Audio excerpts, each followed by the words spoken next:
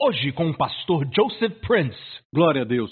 Hoje eu tenho algo da parte do Senhor que vai te abençoar ricamente. Seja qual for a luta que você está passando, o Senhor tem uma palavra para você nesta mensagem. Estamos olhando para o Antigo Testamento, uma história que aconteceu na terra de Israel, numa época em que o povo de Deus estava dominado e subjugado pelos inimigos. Às vezes a igreja hoje sente que não consegue lutar contra a onda mundana que varreu a igreja. Acha que estamos perdendo os adolescentes e as crianças para o mundo. Acham que os valores e a filosofia do mundo têm entrado forte na igreja. E nos sentimos até cercados, nos sentimos encurralados, nos sentimos presos pelo mundo. Israel se sentia assim nessa história. Naquela época, os filisteus tinham oprimido Israel e eles continuavam crescendo e tomavam as suas terras. Isto foi um pouco antes da história de Davi e Golias. Vemos essa história em 1 Samuel 14. Durante esse tempo, não havia nenhum ferreiro em Israel. E a razão disso foi: e em toda a terra de Israel nenhum ferreiro se achava, porque os filisteus tinham dito para que os hebreus não façam espada nem lança. Olha, o diabo tem medo de que nós usemos a palavra de Deus contra ele. Amém? A Bíblia diz em Efésios 6, tomai a espada do Espírito, que é a palavra de Deus. Amém? A palavra de Deus é uma espada. É uma espada que pode cortar as cadeias na sua vida, que pode cortar os vícios da sua vida. Até o Filho de Deus, quando foi tentado no deserto, o Senhor Jesus nos mostrou o padrão, ou um exemplo, de como responder às tentações do diabo. O diabo disse, transforma as pedras em pães. Ele disse, está escrito. O diabo disse, lança-te daqui. Ele disse, está escrito. Em toda resposta, ele disse, está escrito. Ele não disse, foi falado. Eu sei que tem crentes que dizem que Deus fala comigo, ele falou isso e aquilo comigo. Deus disse isso, Deus fala com eles o tempo todo. Mas Jesus falou das Escrituras. Ele falou da Bíblia, ele falou da palavra, a palavra escrita. Ele não falou, foi falado, está escrito. Amém? O diabo coloca medo no seu coração, você diz, está escrito. Deus não deu o espírito de medo, mas de poder e de amor e de moderação. Quando o diabo falar, você está sentindo isso no seu corpo? Isso vai piorar, você diz, pelas suas feridas eu fui sarado. Está escrito na palavra também, amém? Glória a Deus. Quando o diabo falar, os seus filhos vão crescer rebeldes como os do mundo. Olha para os amigos dele. Você diz, educa a criança no caminho em que deve crescer, está escrito. E quando ele crescer, não vai se apartar dele. Amém? Você pode dizer, está escrito, a semente do justo é liberta. Glória a Deus. O diabo está tentando tirar a espada da igreja. E olha bem aqui, o inimigo não queria que Israel fizesse espadas ou lanças.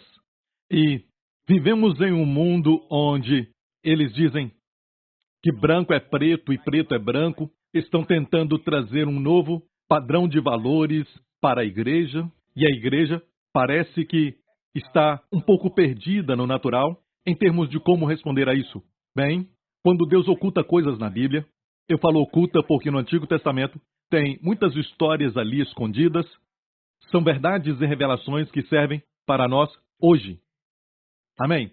E talvez você se sinta cercado de sintomas no seu corpo, você está cercado de pressão financeira, ou está cercado por problemas na família ou problemas no casamento. Deixe-me falar isso, a resposta está na palavra de Deus. E Deus tem a resposta e uma palavra viva para você. Posso ouvir um amém? Alguém disse isso antes, que se você juntar todos os resultados dos estudos de psicologia e também de tratamentos mentais, você vai ver este princípio. Viva o presente. Como Jesus disse, não se preocupem com o amanhã. Jesus falou nas bem-aventuranças, não se preocupe com o que comer, o que beber, ou até mesmo com o que se vestir. E ele disse, não se preocupe com o amanhã. Não se preocupe com amanhã. Basta a cada dia o seu mal. Olha, na oração do Pai Nosso não falamos o pão mensal nos dá hoje. Oramos, o pão nosso de cada dia nos dá hoje. E Deus te dá o maná só para aquele dia. Amém? Você não guarda o maná de hoje para amanhã ou para a próxima semana, se preocupando com amanhã, se preocupando com aquela viagem, se preocupando com aquela reunião, se preocupando o amanhã hoje. Não há graça para isso. Deus quer que você viva hoje, hoje. Sim, planeje, você deve planejar para o amanhã, mas você não deve se preocupar. Não use a graça de hoje para o amanhã. Não há graça para aquele evento, para aquela data que vem por aí, ou uma luta que virá. Não se preocupe hoje.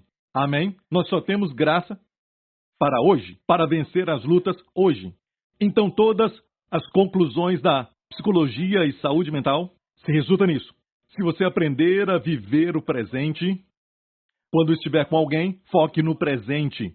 Agora mesmo você está na igreja ouvindo a palavra de Deus, que bênção isso é. Amém? Esteja presente. Você pode ouvir vozes de pessoas ao seu redor, alguém tossindo ou espirrando, mas acima de tudo isso, guarda sua mente para não ficar distraído com preocupações de amanhã ou da próxima semana, ou até com o que você vai comer. Amém? E você perde aquilo que Deus está falando contigo agora. Amém? Então a melhor coisa é viver no momento. E psicólogos sempre estão falando que se as pessoas aprenderem a viver no presente, não vão ter preocupação e medo. Por quê? Porque preocupação tem a ver com o futuro, certo? Remorso, medo ou condenação tem a ver com o passado, algo que você fez ou algo que você gostaria de voltar no tempo e desfazer. Isso é viver no passado. E muitos estão vivendo com preocupações sobre o futuro ou estão vivendo com remorso do passado. Então viva o presente, a sua mente vai ficar sadia. Antes da psicologia falar isso, o Senhor Jesus falou isso 2000 anos atrás na montanha. Ele disse, não se preocupe com o amanhã. Basta cada dia o seu mal e o Senhor nos deu o maná para cada dia. O maná caía sobre os filhos de Israel no deserto. Isso acontecia todo dia. E se alguém se preocupasse que amanhã não teria maná o suficiente e começasse a guardar para o próximo dia, bem, aquele maná que eles guardaram ficaria ruim. Era um maná ruim. Amém? Ficava cheio de vermes. Ficava podre. Então o maná fresco, a comida de campeões, a comida dos anjos, a Bíblia diz, vem uma vez por dia. Então a graça que você precisa para as lutas que você enfrenta hoje virá todo dia. E amanhã, quando chegar outra luta, certo? Não se preocupe, quando ela chegar, a graça vai chegar. Você não sabe como vai acontecer, mas quando a luta chegar, a graça vai chegar e você vai dizer, uau, me preocupei com isso, certo? Durante esses dias, durante esses últimos meses, não. A graça vai estar lá para tornar tudo mais fácil. Seu jugo é suave, o seu fardo é leve. Toda a igreja diga, amém. Foi um tempo de opressão e também um tempo de uma grande dificuldade para Israel. E não é porque Israel não tinha um rei. Israel tinha um rei. Seu nome era Saul. Ele era mais alto do que todos os homens de Israel. Ele não foi a escolha de Deus, mas a escolha do povo. Ok? E o rei Saul naquela época tinha se desviado. O rei Saul naquela época não era mais um homem que tinha fé. Ele tinha o sumo sacerdote com ele, tinha um éfode de linho para buscar direção, certo? Mas tudo isso era só uma simples religião. Ele não tinha realidade. Ele não tinha uma fé viva, verdadeira, dinâmica no Deus vivo. Amém? Na verdade, o seu filho Jonatas foi aquele que andou com Deus naquela época. E Deus ignora todas essas formas de práticas religiosas para buscar aquele que tem uma fé verdadeira. E é por isso que quando o Espírito de Deus se move, Deus pode buscar aquele que tem uma fé viva. Amém? E essa pessoa é curada, essa pessoa recebe a bênção. Sem fé é impossível agradar a Deus. Certo? Alguns vêm para a igreja de forma religiosa e pensam que Deus vai abençoar. E não é assim. Você pode até praticar atividades religiosas, mas Deus busca a realidade. Posso ouvir um amém? E vemos Jonatas, o filho do rei Saul, em 1 Samuel 14. Sucedeu, pois, que um dia disse Jonatas, filho de Saul, ao moço que levava as armas, vem, passemos a guarnição dos filisteus que está lá daquele lado, porém não fez saber a seu pai. Por que ele não falou para o seu pai? Porque o seu pai não tinha mais fé. Se o pai tivesse fé, teria atacado o inimigo. Mas, pastor, como atacar? Sem nenhuma arma. Amém? Eles não tinham nenhum ferreiro, porque os filisteus não permitiram que eles tivessem ferreiro para não produzir armas, então como atacar? Mas não se esqueça que as batalhas que lutaram em Israel muitas vezes foi sem armas. Quando eles saíram do Egito, eles não tinham armas. Mas Deus abriu o Mar Vermelho. Posso ouvir um amém? Gideão e os 300 foram para aquela batalha, equipados com um cântaro, certo? uma tocha, uma vela, certo? E uma espada, foi? Não. Trombetas. Era o que eles tinham. E o inimigo era tão numeroso, a Bíblia diz, como as areias da praia do mar. Não era só um inimigo, mas muitos inimigos estavam unidos para lutar contra a pequena nação de Israel. E Deus disse, certo? E Deus disse, você tem muitos homens, e os fez reduzir todo aquele exército que estava com ele para somente 300 homens. E ele foi para a batalha. Pense nisso. Deus pode salvar sem lança e espada. Posso ouvir um amém, igreja? Este é o Deus de Israel do qual estamos falando. E Jonatas estava aqui falando com o seu moço, o moço que levava as suas armas. O nome desse jovem não é por acaso. Mas te digo isso, nos dias atuais eu prefiro passar tempo com alguém que não é reconhecido pela igreja, que não tem nenhum tipo de título, mas tem uma fé verdadeira, dinâmica. Amém? Do que alguém que tem a fama, tem o título e até mesmo algumas coisas no seu nome, mas perdeu a sua fé. E você? Amém? E olha bem, Jonatas era um jovem na época, e disse ao moço que estava com ele, os dois eram jovens. É incrível que Deus usa tantos jovens na Bíblia, e pensamos que a Bíblia fala sobre histórias de pessoas idosas com profetas barbudos. Sabia que muitos profetas eram jovens. Quando Deus chamou Jeremias, ele era um adolescente. Ele disse, eu sou novo demais, e Deus disse, eu serei contigo e te farei como coluna de ferro contra o povo, não temas. Ele era novo, estava com medo. Amém. A Bíblia fala de Daniel e os seus 3 amigos quando foram para o cativeiro do rei Nabucodonosor da Babilônia. Eram jovens, talvez adolescentes naquela época. Amém. E ainda assim, Deus os usou muito. E temos essa ideia que quando você é jovem, você não tem experiência, você precisa aprender. Não é o aprendizado do mundo. O aprendizado do mundo demora muito, demora anos e anos e anos, mas Deus pode pegar um jovem e usá-lo para a sua glória. Amém. Onde estão os jovens? Aleluia. Onde estão as jovens? Amém. Sabe, eu comecei a pregar a palavra quando eu tinha 16 anos.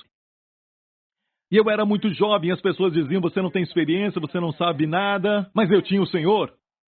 Amém? E olha como Deus usou aqueles jovens, Daniel e os seus 3 amigos. Eles foram para a Babilônia, no cativeiro, para viver uma cultura diferente. Mesmo assim, se posicionaram por Deus. Quando falaram para eles comerem a comida dos ídolos da Babilônia, eles rejeitaram. Amém? E o eunuco que estava tomando conta deles disse, olha, se não comerem e vocês ficarem magros por causa disso, eu perco a minha cabeça. Certo? Daniel entendeu isso, então Daniel disse o seguinte, olha bem isso, eu entendo o seu problema, vamos fazer um teste, ok? Por 10 dias não nos dê a comida que eles estão nos oferecendo, mas nos dê somente vegetais e água. No final de 10 dias, você pode então falar. Bem, a Bíblia diz, e ao fim dos 10 dias apareceram seus semblantes melhores e estavam mais gordos de carne do que todos os jovens que comiam das iguarias do rei. Amém? Olha, escute, se seguir a Deus você não vai perder. E olha bem, isso não tem nada a ver com comer vegetais e beber água por 10 dias. Ok? A Bíblia, quando fala gordo de carne, não quer falar de gordura. É a palavra firme em hebraico. Amém? Todo o colágeno voltou. Aleluia.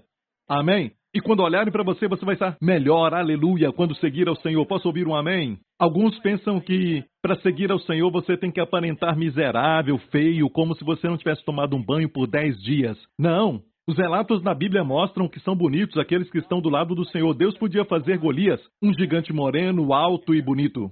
Ele era alto, não sei se ele era moreno, mas ele não era bonito. Tenho certeza disso.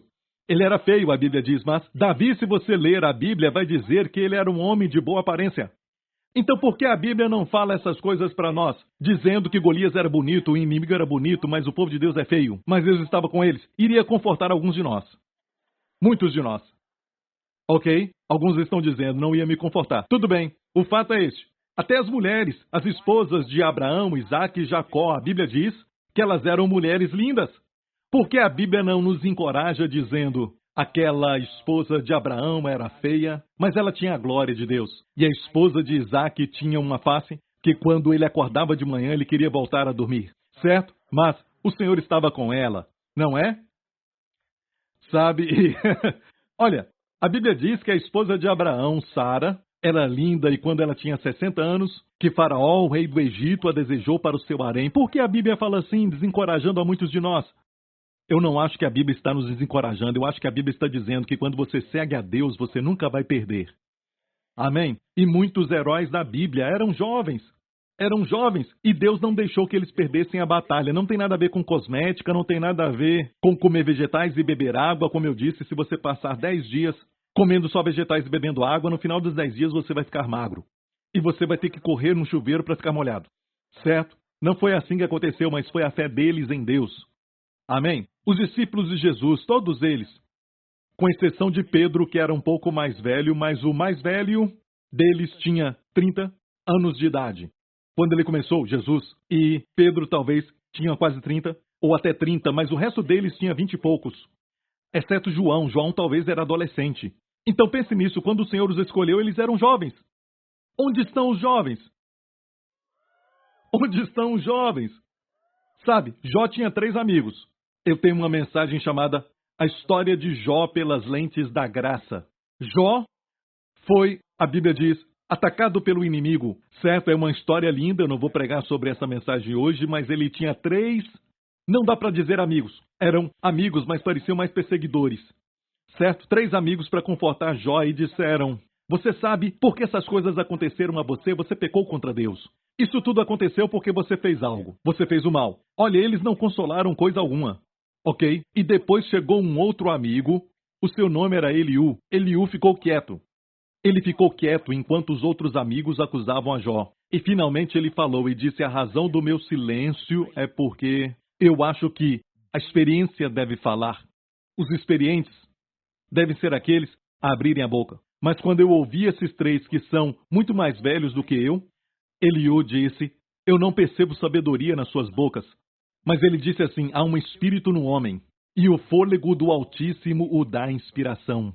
Mesmo ele sendo jovem, ele falou de Deus e consolou a Jó, mas não poupou a Jó. Onde Jó estava precisando de correção, ele corrigiu Jó e no final Jó recebeu a restauração de tudo. Aleluia! E Eliú representa Jesus, o nosso Senhor. O Senhor Jesus era um jovem quando morreu na cruz, amém? Quando tinha apenas 33 anos.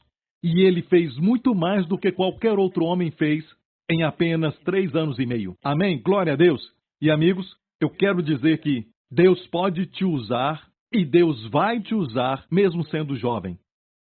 No Antigo Testamento tem muitos homens, eu não deveria falar muitos porque você pode contar talvez 10 homens, mais ou menos isso, que foram chamados homens de Deus. Na Bíblia falamos que todo mundo era um homem de Deus, era um homem de Deus. Mas a Bíblia foi muito cautelosa em usar o termo homem de Deus. Nem todo homem é homem de Deus.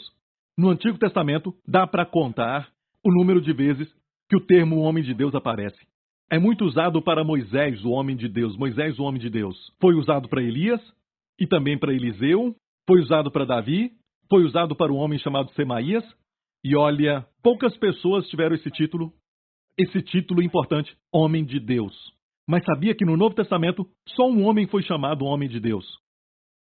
Sabe quem foi? Timóteo. E Timóteo foi um pastor jovem. Quando Paulo escreveu a ele, disse assim: mas tu, homem de Deus, chamou Timóteo de homem de Deus. Em outro lugar ele disse: ninguém despreze tua mocidade. Timóteo era um jovem. Onde estão os jovens? Aleluia! Deus está te chamando. Ele está te chamando para ser uma arma da justiça nas suas mãos. Aleluia! Deus está te chamando para ter uma fé verdadeira, enquanto a igreja está se tornando complacente, passiva e às vezes até assentada confortavelmente, esperando tudo ficar bem ou então a volta do Senhor Jesus. E ele vai voltar, é lógico, mas esses jovens que Deus está levantando nesses últimos dias com a fé verdadeira, amém, vão proclamar o Evangelho de Jesus Cristo e vão fazer as pessoas se apaixonarem por Jesus, amém? E vão fazer o nome de Jesus ser exaltado, aleluia, enquanto esperam a volta de Jesus. Amém? Não quero viver uma vida, sabe, de passividade. Sabe, e o Senhor Jesus falou assim, pode até chocar alguns de vocês, mas Jesus disse assim: aquele que não odiar seu pai, sua mãe, seus filhos, certo, irmãos, irmãs, tudo mais, ele disse amor a mim, certo? Ou seja, aquele que ama pai e mãe mais do que a mim não é digno de mim. Jesus falou. Ele não disse para odiarmos as pessoas. A Bíblia diz: marido, amai as vossas mulheres, está escrito, certo? E devemos amar uns aos outros. Deus foi quem nos deu a família e quer que amemos a família, mas está dizendo, escute isso, não deixe que a pessoa amada seja a principal. Coloque o Senhor em primeiro lugar. Está me ouvindo? Amém? Se você disser, eu não posso fazer aquela viagem missionária, sabe? Eu tenho muitas responsabilidades, eu não quero deixar a minha família, sabe? A minha esposa não fica muito feliz quando eu passo muito tempo na igreja, ou meu marido não gosta disso. Deixe-me falar isso. Eles não vão sofrer porque Jesus é o primeiro. Quando você faz isso, tudo o que você perde por amor. Hoje com o pastor Joseph Prince.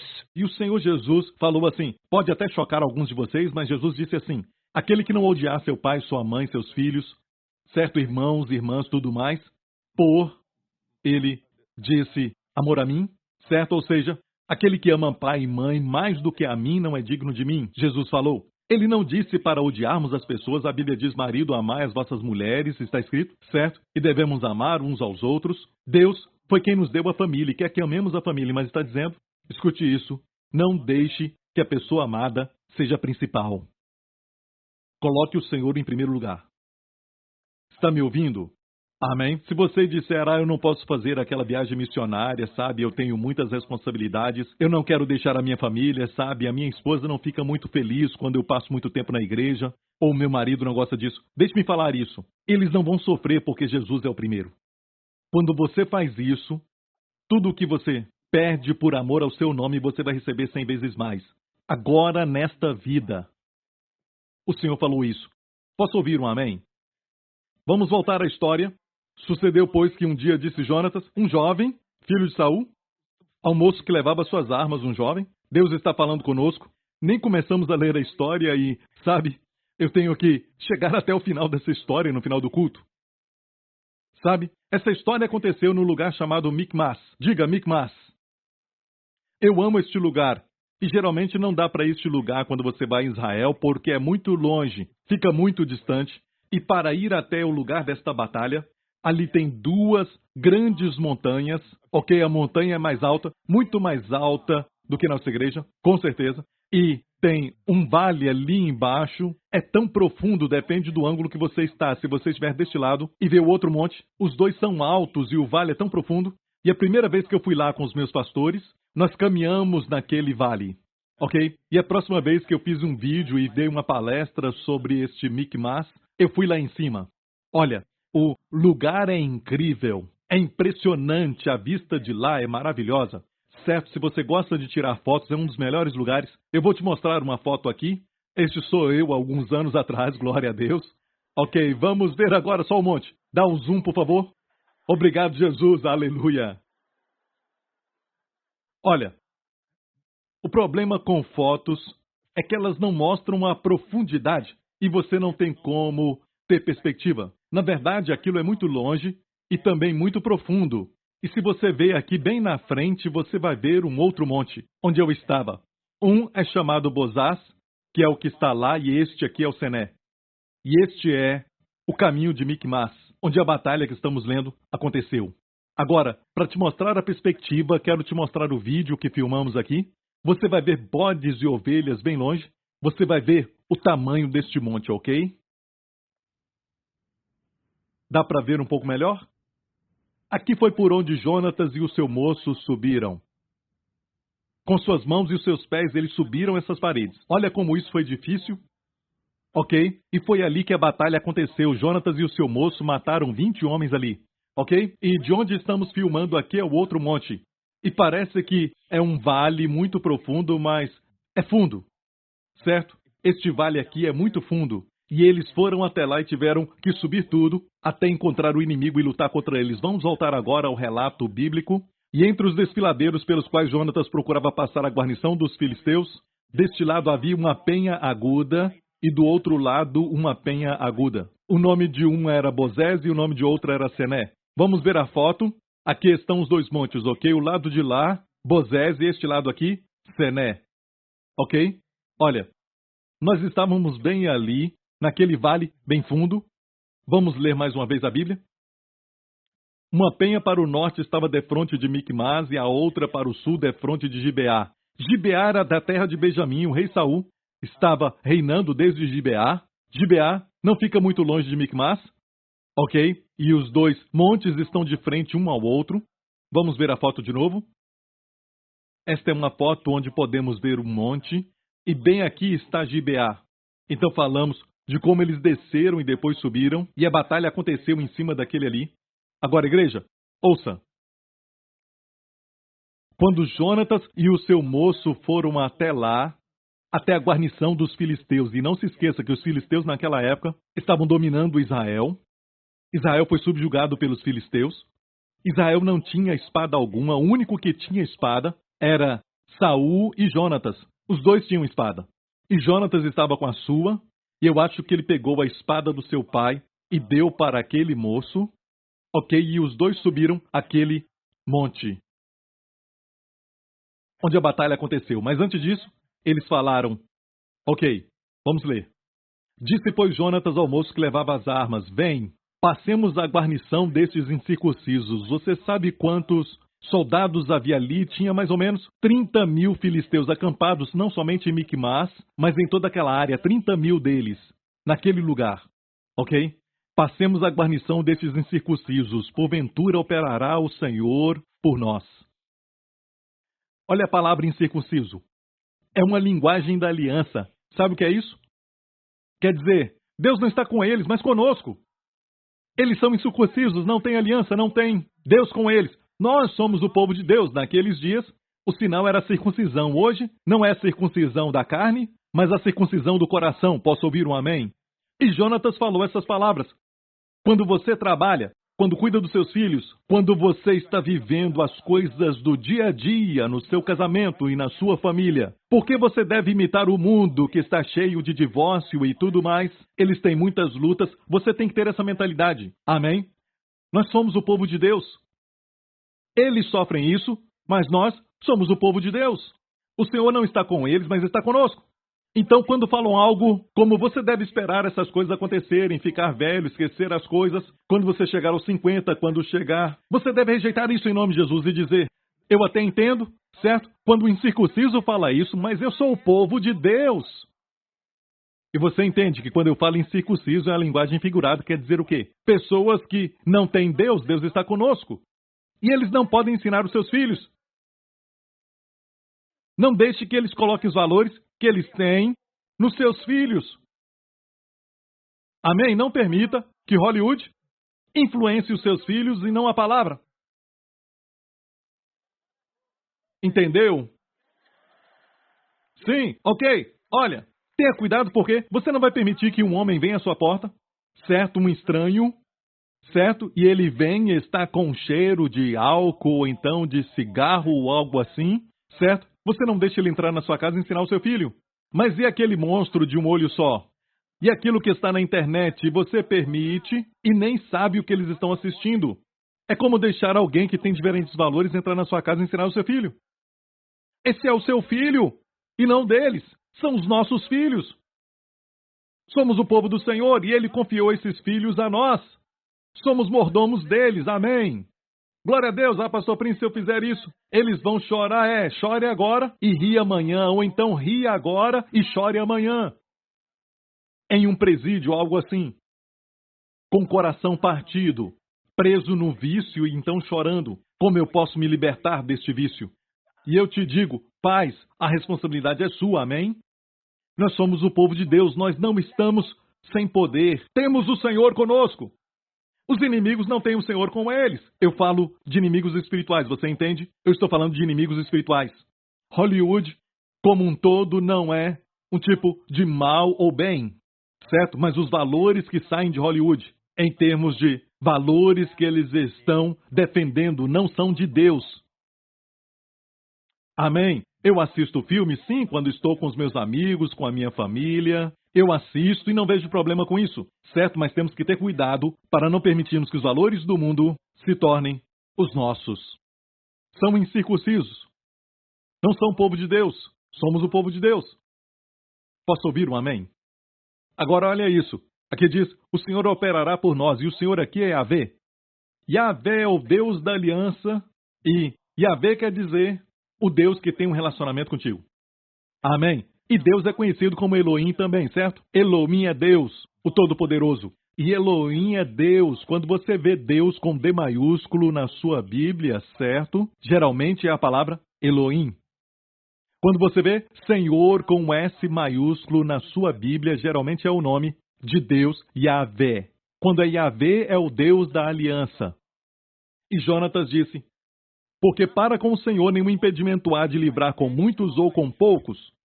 Porque para com o Senhor nenhum impedimento há de livrar com muitos ou com poucos. Olha, o nome que ele usou foi o Senhor, o Senhor. Deus, o Elohim, é o Deus criador, o Deus de poder, o Deus que criou todas as coisas. É por isso que na Bíblia, logo no começo, em Gênesis, no começo da Bíblia, no primeiro verso, começa dizendo no começo, Deus, não o Senhor, mas Deus.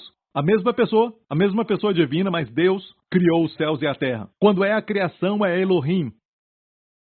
O capítulo inteiro, o primeiro, Elohim criou, Elohim viu, Elohim falou, Elohim viu, Elohim disse, Elohim, Deus. E no capítulo 2, Senhor Deus. E o Senhor Deus disse ao homem, o Senhor Deus é Yahweh Elohim. Por quê? Porque o homem entra em cena. E o Senhor tem um relacionamento com o homem. E é um tipo de relacionamento da graça. O Senhor fala de graça, fala de aliança da graça. Posso ouvir um amém, igreja? Aleluia. Está aprendendo? Ok? Senhor é um termo muito lindo, este Senhor Yahweh, o nome Yahweh. Yahweh um dia viria em carne. Amém? Quando ele veio em carne, ele veio para os seus, os judeus, mas não receberam. Mas todos os que o receberam, a eles deu o poder de serem feitos filhos de Deus. Quando Israel o rejeitou, ele deixou a Judéia e foi para Samaria. E ele foi para os gentios. Ele foi para uma mulher samaritana. Amém? E enquanto se assentava no poço, ele foi frutífero. Assentado no poço, ele teve sucesso. Assentado no poço, ele deu frutos. Assentado no poço, ele foi capaz de salvar, curar e libertar. E a mulher veio, e ela estava tirando água. E Jesus pediu água para ela. Eu amo essa sequência ali. Ela o chamou. Como você, sendo judeu, me pede água para beber? Porque os judeus não falam com os samaritanos. Ela o chamou de judeu primeiro. Ele começou a falar com ela. Se você soubesse quem é que te pede, você lhe pediria, ele te daria água viva. Mas, Senhor, tu não tens como tirar a água. Ela o chama de Senhor agora. Um termo de respeito. E ele disse, chama o teu marido e vem. Ela disse, não tenho marido. E ele disse, isso mesmo, tiveste 5 maridos. E o que você tem agora não é o seu marido. Era o marido de outra, eu acho. Ela estava em adultério. Certo? Ele sabia, e ela disse, Senhor, eu vejo que tu és um profeta. Melhorou um pouco. Sua revelação de Jesus melhora. Certo? E finalmente, ela disse, quando o Messias vier, nos falará todas as coisas. Era Yahweh em carne. E olha bem o nome de Jesus, Yeshua. E é ali a Yahweh. Shua é salvar. Seu nome é Jesus, Yeshua quer dizer Yahweh salva. Ele olhou para ela e disse, eu que falo contigo. Eu sou o Messias. O prometido Cristo. Ela foi até a vila e disse ao povo, venha ver o homem. Não é este o Messias? Então de judeu, Senhor, profeta, a Messias. Uau! Ela não fez teologia por 3 anos. Ela aprendeu tudo isso em uma tarde. Pense nisso, quando o Senhor faz isso, é incrível. Este foi Yahweh em carne. E olha bem, quando Jonatas falou àquele seu moço, não tinha ninguém lá. Ele não estava falando uma mensagem para uma multidão. Mas olha bem como eu estou tentando explicar isso, que era uma simples declaração. E tem muita coisa ali. Amém? Ele disse, porque para com o Senhor não há impedimento algum em salvar com muitos ou com poucos. Sabe que o Senhor pode salvar com muitos ou com poucos, mas muitas vezes ele não usa muitos, usa poucos. Olha para aquilo que eu falei, Gideão e os seus 300. Eles enfrentaram inimigos que era como as areias da praia do mar. Mais do que uma nação contra Israel naquela época. E Deus falou para Gideão que o seu exército era grande. E ele diminuiu até 300. E eram os 300 originais. Não do filme. E eles estavam com espadas? Não, eles tinham uma trombeta, um cântaro, um vaso de barro e uma lâmpada dentro do vaso. Uma linda história. E com aquilo derrotaram aqueles inimigos. Quando o Senhor está com você, você é a maioria. Sabe o que falaram de Paulo e Silas quando eles chegaram na cidade de Tessalônica? para pregar. Sabe o que falaram deles? 2 deles, diga 2. Sabe o que falaram? Estes 2 que viraram o mundo de cabeça para baixo vieram aqui também. 2 homens viraram o mundo de cabeça para baixo. Ou melhor, de cabeça para cima. Amém? Olha, aqui ele disse para o seu moço: o Senhor salva. Olha outra revelação linda. O Senhor diz aqui: nada impede o Senhor de salvar. Outra revelação é essa: o Senhor salva. Alguns vão dizer: eu sei disso, Pastor Prince, ele me salvou em 1974. Eu era um jovem naquela época, Pastor Prince, ele me salvou anos atrás. Mas olha bem isso, amigo. Ele não só salva do inferno. Ei, ele te salva todo dia. Você precisa saber isso de Yahweh, o Senhor salva. Ele nos salva dos vícios e também dos maus hábitos. Ele nos salva do pecado. Ele nos salva também de piorar o nosso problema. Ei, ele até salva a situação perdida. E sim, ele salva a nossa fé. Ficamos preocupados em perder a fé, mas o Senhor sempre salva a nossa fé. Amém. Davi disse: ele salva a minha face. O Senhor salva. E olha, a maior salvação é essa: o Senhor nos salva de nós mesmos. Somos o nosso maior inimigo às vezes, e o Senhor te salva de si mesmo. Mas todo dia você tem que saber que o Senhor salva. É o nome de Jesus, Yeshua. Yeshua, o Senhor salva. Diga! Mais uma vez. Bem alto. O Senhor salva.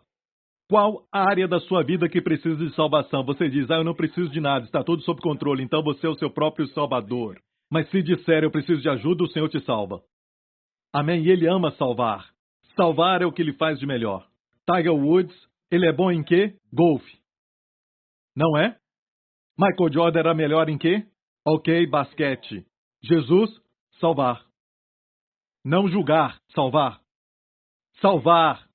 Salvar. Ele salva uma situação perdida, isso é remir, ele traz de volta. Traz de volta os anos que foram perdidos. Traz de volta o tempo perdido. O Senhor pode trazer de volta e restaurar para você todos os anos que o gafanhoto comeu. Amém. O Senhor salva. Vamos ler a história de novo. Então o seu moço lhe disse: faze tudo que tens no teu coração. Eis-me aqui contigo, conforme o que quiseres. Que escudeiro! Este moço que estava com Jonatas. Vá em frente. E Jonatas então falou para ele o seguinte: antes eu quero falar mais uma vez sobre o nome do Senhor. Eu tenho que parar um pouco aqui porque eu não acho que preciso correr agora. Mas escute isso: o Senhor te ama muito. Um certo astrônomo esteve olhando através do telescópio para as estrelas à noite, e ele começou a chorar e pensar, e disse: se há um Deus, olha para o número das estrelas lá em cima. Você sabia que com olhos nus à noite, você olhando para o número das estrelas, você vê muito, principalmente aqui, certo? Mas com o telescópio você pode ver muito mais as estrelas. E depois com o telescópio Hubble, eles veem muito mais estrelas. Lindas estrelas lá fora, à noite. E olha bem, muitas dessas estrelas são maiores que o Sol. Aqui tem uma analogia sobre a lei e a graça. Entre o servo e o filho. Entre a aliança que está se apagando e aquela que está aumentando seu esplendor. A nova aliança que veio por Jesus Cristo. Olha isso. À noite você vê as estrelas e a glória das estrelas é a antiga aliança. Há uma glória ali, mas é uma glória no escuro. É uma glória que está apagando. Mas quando o sol nasce, somente um sol, tudo mais apaga. As estrelas não desapareceram. As estrelas estão lá em cima durante o dia, mas não dá para ver. Por quê? Porque a glória do sol é maior. A nova aliança é assim. Amém? É maior, é como a lei e a graça. A lei exige, a graça provê. A graça é maior do que a lei. Aleluia. Você fica pensando mais nas exigências ou na provisão de Deus? Você vê Deus exigindo de você ou provendo para você? O que está faltando? Deus não exige de você. Ele provê tudo aquilo que te falta. E por isso, agora mesmo, você não precisa que alguém vá e ore por você. Aonde você estiver assentado, você pode ser curado, você pode receber, porque Deus está sempre provendo. Amém. Amém. Glória a Deus. Aleluia. Eu sinto o Senhor curar pessoas. Deus está tocando em pessoas. Deus está restaurando, está ajustando.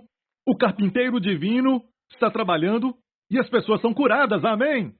Cheque o seu corpo agora mesmo, amém? Você entrou com alguns sintomas ou algum problema, mova a área do seu corpo. E se você foi curado, acene bem alto agora. Olha bem, acene bem alto para Jesus. Olha isso para essas pessoas. Acene bem alto. Olha para essas pessoas aí, todas curadas por Jesus. Obrigado, Senhor. Isso, acene. Acene bem alto, quase batendo na cabeça de quem está perto. Certo? Acene bem forte, olha isso. Olhe bem para essas pessoas no segundo andar também. Glória a Deus, todos foram curados. Olha aquelas pessoas lá em cima. Onde estão os jovens? Aleluia! Ali estão. Isso, lá em cima. Olha isso, glória a Deus, obrigado, Jesus. Deixe-me falar isso. Ninguém impôs as mãos. Enquanto a palavra é pregada, eles são curados. E ainda tem outros sendo curados. O tumor desaparece enquanto você escuta a palavra: Senhor salva, o Senhor salva, o Senhor salva, o Senhor salva. Ele te ama. E esse astrônomo olhava para as estrelas à noite e ele chorou emocionado e disse: meu Deus, se há um Deus, por que ele vai olhar para mim? Eu sou apenas um grão de poeira nesta Via Láctea. E a Via Láctea é um pequeno pedaço do universo. Quem sou eu? E a Bíblia diz isso. Olha esse salmo que Davi disse. Ele disse: Deus sara os quebrantados de coração e lhes ata suas feridas. Conta o número das estrelas, chama-as todas pelo seu nome. Olha o contraste. Um é tão grande e o outro é tão pequeno na terra. Deus, que pode contar o número de todas as estrelas e a ciência não pode. Disseram que há muitas estrelas para nós contarmos. Deus conta as estrelas. Ele as chama todas pelos seus nomes. Nomeamos o Órion, nomeamos a estrela do sul, mas somos limitados. Deus conhece o nome de todas elas. Mesmo assim, sendo grande como ele é. Certo? Ele abrange coisas grandes, mas seu coração é tão bom que ele cuida do coração quebrantado. Ele ata as suas feridas. Amém. Ele cura os corações quebrantados. Como alguém pode estar envolvido em grandes coisas e ainda se importar com o homem?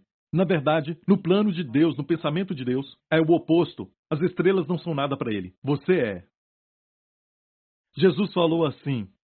Ele disse, sabe, 2 pardais são vendidos por uma moeda de cobre. É o que uma versão diz, moeda de cobre. Uma moeda compra 2 pardais.